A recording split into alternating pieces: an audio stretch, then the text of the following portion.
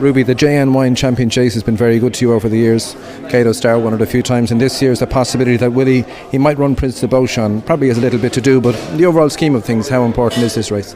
Well, it's a good starting point. I mean, it's a grade 1, it's the first grade 1 of the chase of the season in Ireland or England, and it is a good starting point. It's a big pot, and of course it's a grade 1, so it's a good race to win. It is early in the year, so different trainers tend to target it. It depends on what way you're building Gold Cup horses towards Cheltenham. Those that are building for an early campaign and going to Cheltenham fresh target this race. Those who are going to run through the season tend not to be ready for another 6 weeks or that. But it's not a good horse to won at Cato Star, as you said. Florida Pearl looks like trouble. It's a race with a big reputation. And there's always a great atmosphere up there. And can you recall perhaps the best day the Cato won up there?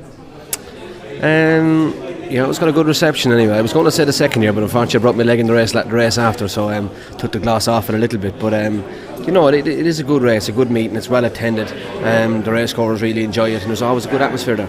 And just looking at this year, there's quite a good entry there. First Lieutenant, he probably looks a standout. He was second in the Ryanair Chase, second in this race last year. But sizing Europe, he would be an intriguing runner if he pitched up. Yeah, 3 miles. I think he's run it before. They just got touched off. Obviously, Tidal Bay hasn't run since he won the Lexus Chase in Leopardstown last Christmas. First Lieutenant, as you said, he's a standout. He looks a really improving horse. Keita de la Rock has had a run but was disappointed in Gorn. Lord Windermere was last year's Raw SA Chase winner. Mount Ben Bulbin is the Power Gold Cup winner. There's a lot of exciting novices going to take on horses like First Lieutenant, and of course you have last year's winner Cato Stone.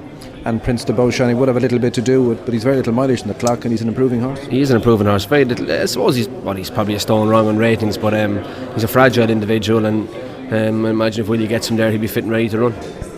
That's perfect. Cheers. Thanks, Willie.